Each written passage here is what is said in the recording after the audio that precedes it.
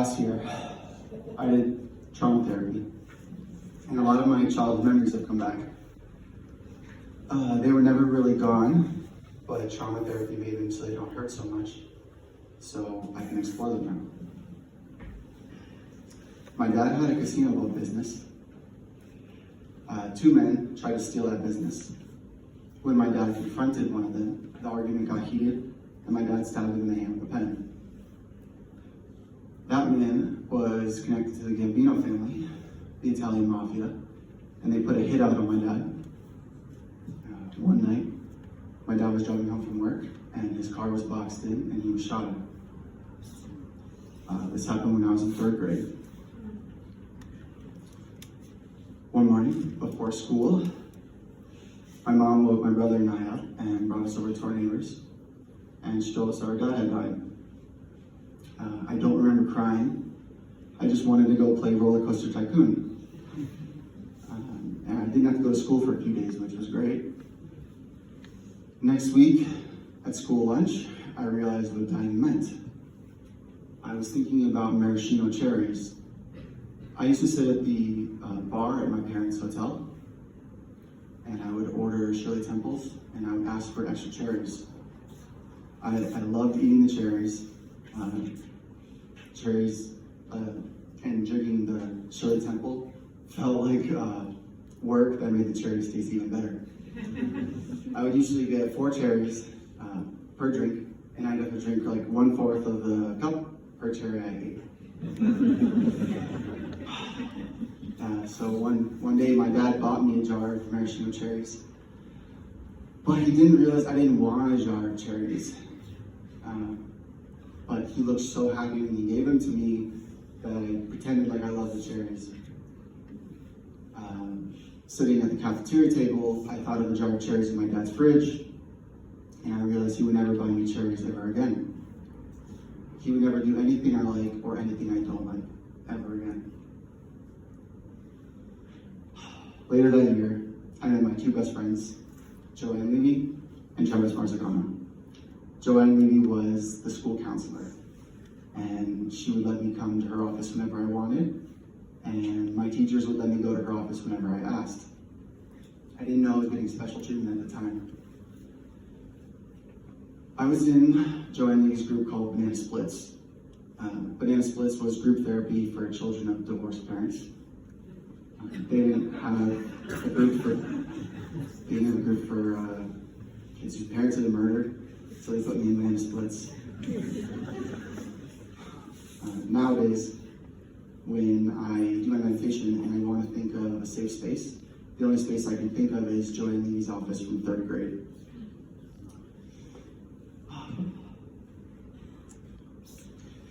I imagine being in her office. I shut the blinds, lay on the couch while she's working at her desk, and I hear the kids walk by on their way to lunch. I imagine Joanne Levy knows I have to go to lunch, but I avoid eye contact with her so she doesn't know I'm there. And sometimes it hurts too much to imagine myself as a little kid, so I imagine myself as a puppy sitting on her lap while she's working, and I listen to her fingers on the keyboard. Later that year, I met my other best friend, Travis Marzicano. Travis Marzicano and I got along really well. I loved hanging out with Travis. We were messed up in similar ways. We loved fighting, we loved Eminem, and we got into drugs as soon as we could. And we got into trouble all the time. I was on a first name basis with all of the administrators.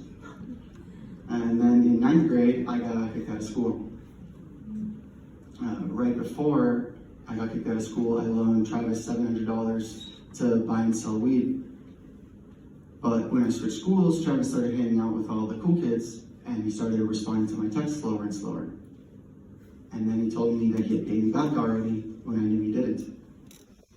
I was confused, and we stopped talking, and I never saw any of the kids from my old school ever again. A few years later, when I was 16, one of my neighborhood friends called me and said, they're making a movie about your dad. I googled the movie, and I find out Kevin Spacey is playing the main character. He's playing one of the guys who tried to steal my dad's business.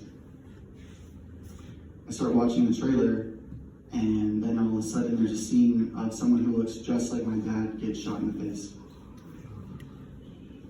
I started to do a lot more drugs around that time. Years later, I was in college, and in the middle of the night, I get a call from a number I don't know. I answer it, and it's Travis crying. He's drunk, and he's apologizing. He says, "I thought everyone was trying to fuck me over back then, and you were the only one who wasn't." Then he tells me that we met at his dad's funeral, which was just a few months after my dad's funeral. He said that my mom made us go to his dad's funeral even though we didn't know their family, and that my mom made me go introduce myself to Travis. Still crying, he tells me that we need to take care of our moms. He's sorry. I forgive him. I was shocked. I had no idea we met at his dad's funeral. It was really good for me to hear from him. I had been addicted to drugs for a couple of years, and for the year prior to Travis calling me, I had gotten clean and I had gotten really into therapy and meditation. I was trying hard to change the direction that my life was going. Hearing his apology really let me pass the block that I didn't know I had. The next day, I call my mom and I asked, "Did you take us to Travis's dad's funeral?" Travis said we met at his dad's funeral. How did his dad die? And my mom says, "Yeah, I thought we should go. His dad shot himself."